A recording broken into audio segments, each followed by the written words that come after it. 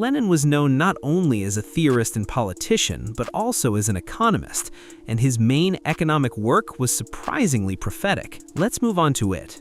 Chapter 4. Imperialism as the highest stage of capitalism. We have dealt with the most pressing political issues related to Lenin, but Lenin was not only a revolutionary and a politician. His economic analysis, made more than a century ago, is still being studied in universities around the world, and many modern economists, even if they are not communists, admit that he is right. In 1916, at the height of the First World War, while in exile in Zurich, Lenin wrote his perhaps most important economic work, Imperialism as the Highest Stage of Capitalism. In it, he tries to answer the question of why free and progressive capitalism of the 19th century turned into a monster that dragged humanity into a world massacre. Lenin was not unfounded. He studied hundreds of works by bourgeois economists, statistical reports of banks and industrial unions, and on the basis of these data formulated the 5 main economic signs of imperialism. Let's analyze them clearly and in order. The first sign is the concentration of production and the creation of monopolies. Lenin noted that free competition, the main engine of early capitalism, at a certain stage leads to its opposite. Small and medium-sized enterprises go bankrupt or are absorbed by larger ones. As a result, in each key industry there are several giants, trusts, syndicates, cartels that negotiate among themselves and actually destroy the free market. As he wrote, concentration at a certain stage of its development leads to monopoly. The second sign is the merger of banking and industrial capital and the formation of a financial oligarchy. Banks, according to Lenin's observation, ceased to be modest intermediaries. They themselves became giant monopolies which, merging with the industrial giants, formed something new, financial capital. At the top of this pyramid is a narrow group of people who control both industrial assets and huge cash flows, gaining power unthinkable for ordinary industrialists of the past. The third sign is that the export of capital becomes particularly important. If earlier countries mainly traded in goods, then under imperialism, as Lenin showed, the export of capital becomes the main thing. Monopolies are becoming cramped within their national borders. In order to make super profits, they start investing massively in other, less developed countries. Building factories, railways, and developing raw materials there is more profitable than investing money at home. The fourth sign is that international monopolistic unions of capitalists are being formed, dividing the world. The largest monopolies of different countries, having divided their domestic market, begin to divide the world market among themselves. They create international cartels that set world prices,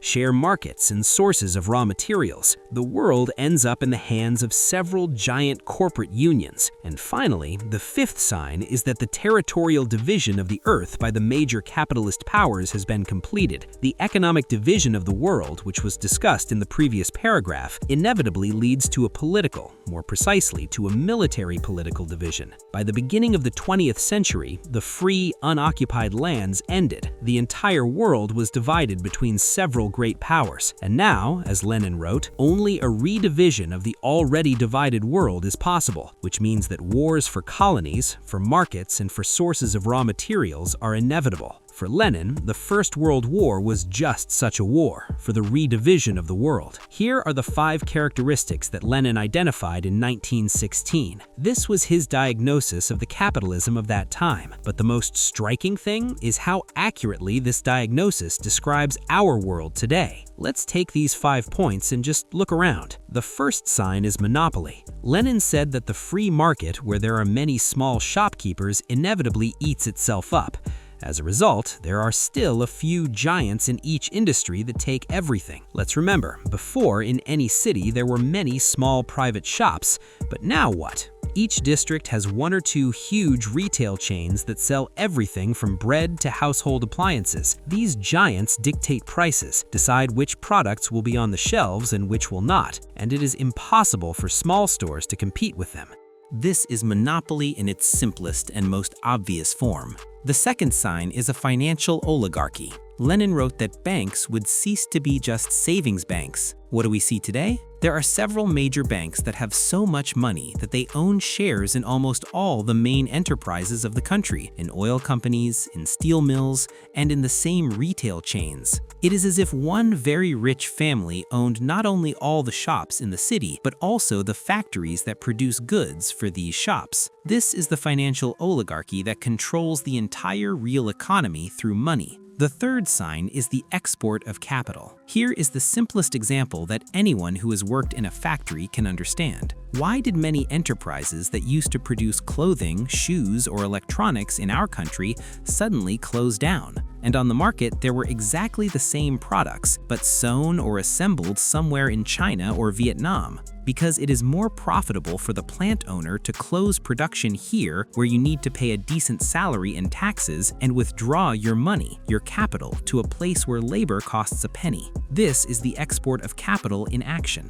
The profit remains with the owner, and the workers are left without work. The fourth feature is international unions of capitalists. Look at any imported product that you have at home, for example, for household chemicals, washing powder, or toothpaste. Most likely, it will be produced by one of 2 or 3 giant global corporations that own dozens of different brands. These giants have long divided the entire global market among themselves. They decide which toothpaste will be sold in Russia, which in Brazil, and which in India, and at what price. The competition between them is often just an appearance for the buyer. And the fifth and most disturbing sign is the struggle for the redivision of the world. Today, it is a struggle over who will sell their gas and oil to other countries. This is a battle over whose companies will build nuclear power plants or railways in Africa or Latin America. When we hear in the news that one country has imposed sanctions on another or launched a trade war, this is the modern form of struggle for the redivision of the world. This is a struggle for markets, for resources,